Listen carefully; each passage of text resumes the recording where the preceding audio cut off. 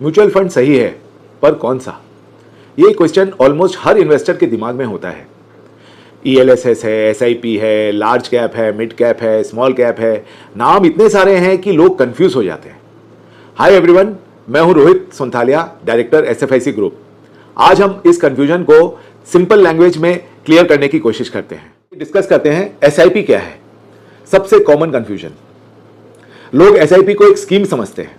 SIP कोई mutual fund नहीं है, ये एक इन्वेस्टमेंट करने का तरीका है। आप मंथली थोड़ा थोड़ा पैसा डालते हैं, वीकली भी डाल सकते हैं। SIP कोई भी स्कीम में कर सकते हैं, लार्ज कैप हो, मिड कैप हो, स्मॉल कैप हो।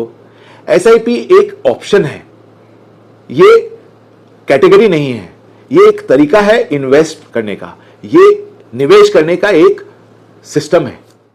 आइए अब डिस्कस करते हैं large cap mutual funds. Large cap mutual funds safe है, स्टेबल है। आपको सेफ्टी चाहिए, स्टेबिलिटी चाहिए, लेस वोलेटिलिटी चाहिए। लार्ज कैप बड़ी एस्टैब्लिश कंपनियों में इन्वेस्ट करते हैं। रिटर्न्स इसके रिलेटिवली स्टेबल होते हैं, ये कम वोलेटाइल होता है और ये बिगनर्स के लिए बहुत अच्छा है। उनको स्लो ग्रोथ पर स्ट्रॉन्ग फाउंडेशन दिखता है, इसलिए these are very relatively safer funds in the equity basket. Mid cap mutual funds, better return चाहिए और थोड़ा रिस्क चलेगा, then mid cap funds are for you. Mid cap funds invest in growing companies. The risk is a bit more than the large cap funds, but the chance of returns is also more. It is basically a balance of growth and risk. Small cap mutual funds, high returns सुन के excitement तो आई जाती है। Small cap funds छोटी कंपनियों में invest करते हैं, यहां रिस्क हाई होता है, वोलेटिलिटी भी ज्यादा होती है। शॉर्ट टर्म के लिए नहीं है ये स्ट्रॉन्ग हार्ट और लॉन्ग टर्म पेशेंस के लिए है। हाई रिवॉर्ड के साथ हाई रिस्क भी आता है। याद रखिए, risk and reward are directly proportionate, means higher the risk higher the reward. ELSS mutual funds, इसका फुल फॉर्म है इक्विटी लिंक्ड सेविंग स्कीम। ये टैक्स बचाता है। ELSS mutual funds is tax saving instrument under section 80C of the income tax act. Again, इसका फायदा उनको ही मिलता है जो अभी भी ओल्ड रिजीम में है। ये टैक्स सेविंग के साथ वेल्थ क्रिएशन का बहुत अच्छा ऑप्शन है। There is a lock in of 3 years, so आप टैक्स भी बचा रहे हैं, इन्वेस्ट भी कर रहे हैं और नफा भी कमा रहे हैं। दोस्तों, म्यूचुअल फंड इन्वेस्ट करते समय आप रिटर्न मत देखिए, पास्ट परफॉर्मेंस मत देखिए, अपना गोल देखिए, आपका लक्ष्य क्या है, what is your target returns.